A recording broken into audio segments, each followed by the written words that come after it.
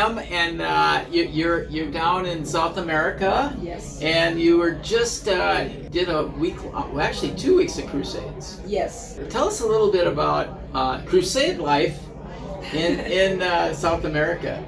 Yes, I have the privilege that to work with Rubens Cunha Global Gospel Action. It's a ministry 20 plus years that Rubens has this ministry, and it's amazing. We get to go from city to city in Brazil, and we do a week training for the believers, empower them how to pray for people, how to get people healed, how to cast out demons, and all of that. And we work with all the churches in the city, and then we do 3 nights, usually 3-4 nights of miracle crusades, and we've seen crazy things happening.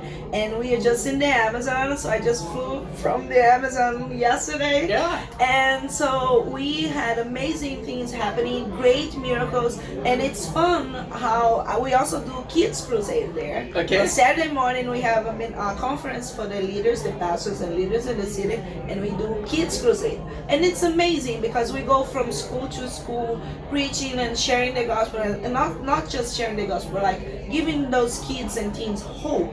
And we see many of them, they're in so much distress and anxiety, depressed, and so many kids give us like the sharpen and things that they have been using to cut themselves and to deal with that pain, and God meets them. Yeah. You know, and it's like we get to share the power of God and see so much happen. Now, on the Crusades, you're talking about, like we think about, geez, I got to drive a half an hour to church. Tell us a little bit about what people go through to get to the stadium. So usually the cities that we do crusades, they can be small city or big city, but we set up the crusade in the center of the city. And now to have people come from the village and stuff, it's trouble because it's like it's not pavemented roads at all. It's like dirty, and some people they walk from too far, but some people they rode in like little cars, and in the Amazon most of them come in boats, like those little canoe that they got the whole family, and some of them have to ride to come from like 5 hours, sometimes 8 hours in a boat. On a river with anacondas. Oh yes, crocodiles. we're talking about the Amazon, right? We have all the fun animals over there. And they come to those events because they have faith, and the good thing is that God honors those faith, because many of those people that come, they got healed.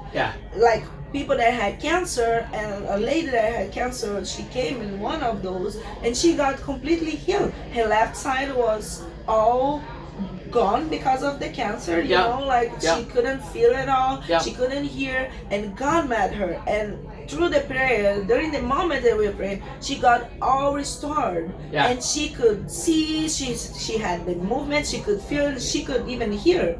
And another guy, he had a kidney problem for so many years, and so he felt during the prayer that he was healed, but how could we testify that, right? And it's like, I'm not feeling pain, and I know that I was healed. So we told him, like, well, you go do an examination, or go see your doctor and come back. He did the next day. He came back, he got this and the next night he's there with the paper and like, what is this? And it's like, I told you I was healed, and here it is. I was healed. So now the other, there's two stories that you just shared with us that really struck me. One was the little boy with the broken arm.